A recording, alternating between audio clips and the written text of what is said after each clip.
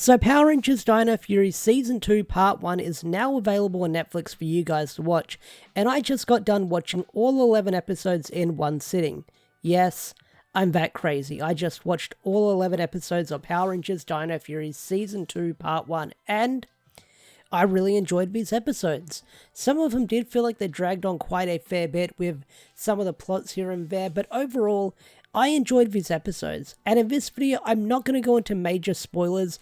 I'm mostly going to cover what we saw in the trailer and stuff like that, so I won't go into super detailed spoilers in this video, but I'll be doing another video later this weekend where I'll talk about each episode and break them down bit by bit, giving my thoughts on the episode. So in this video, I'll be giving you guys my first impressions on what I just watched and the characters, and I'm going to be very spoiler free in this video. So like I said, I'll mostly be covering stuff that was in the trailer and in the preview or in the first opening. So, without any further ado, let's talk about Power Rangers Dino Fury Season 2 Part 1.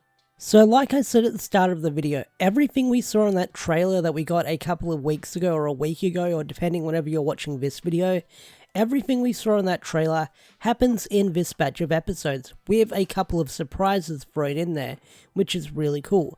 And without giving too many spoilers away, I gotta say, the character moments we get in these batches of episodes are pretty nice. Characters that didn't get enough focus in last season get a lot more focus in this season. Characters like Ion and Harvey that never got any focus in the last season get a lot more in these batches of episode, which is really nice. Not only that, we meet the mysterious character Void Queen, and without giving too much away, she is kind of your typical evil character, but her motives is what drives that character compared to Void Knight. And you'll see that once you watch the episodes. And seeing the Tokuja suit in Dino Fury, it kind of suits well with the motif that Void Knight's base has got going for it. Plus all the lighting they use for that base really helps the suit stand out with the weird gothic vibe it's got going for it. And Void Queen as a character, I do wonder what her endgame is moving forward. And I do wonder if she's going to be the true final boss at the end of the series, and by watching these episodes, it might seem like it, but we could get thrown off guard in the next batch of episodes that will be released whenever they drop.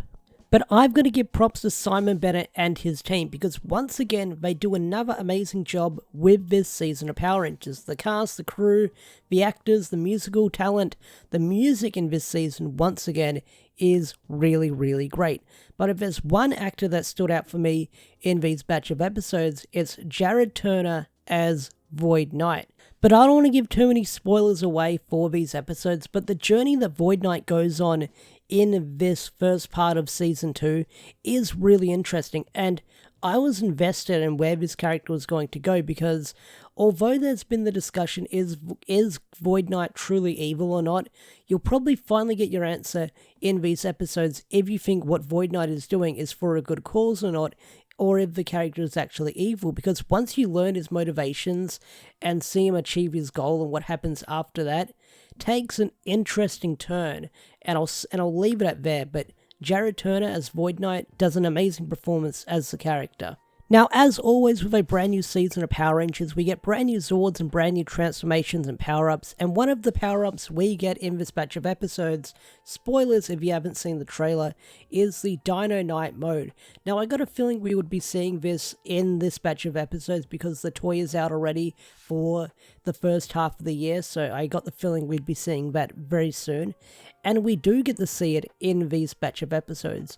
And I won't spoil how Zato gets the powers, but how they handled it in the show was really done well. And it goes back to talking about what I was talking about earlier with the character of Void Knight. And I'll leave it at that because I don't want to spoil anything else. But apart from the Dino Night mode, I gotta say, maybe the freezing key was one of my other favorite power-ups of how that looks, and seeing the Patcher Zord for the first time as well, that was really cool, because it just gives the Rangers giant big fists, and that looks really cool as well. So, as usual, you get your Zords and your power-ups in this season, and I think they were handled really well. They are kind of thrown at you at one episode after another, like it felt like they kind of rushed it here and there, getting the brand new power-ups, but I think that's probably because of how much Sentai footage they've used or how they chose to order the Sentai footage around. But either way, it was really cool seeing how they got these brand new Zords in Dino Fury, but I don't remember how they got them in Resurge because I haven't seen that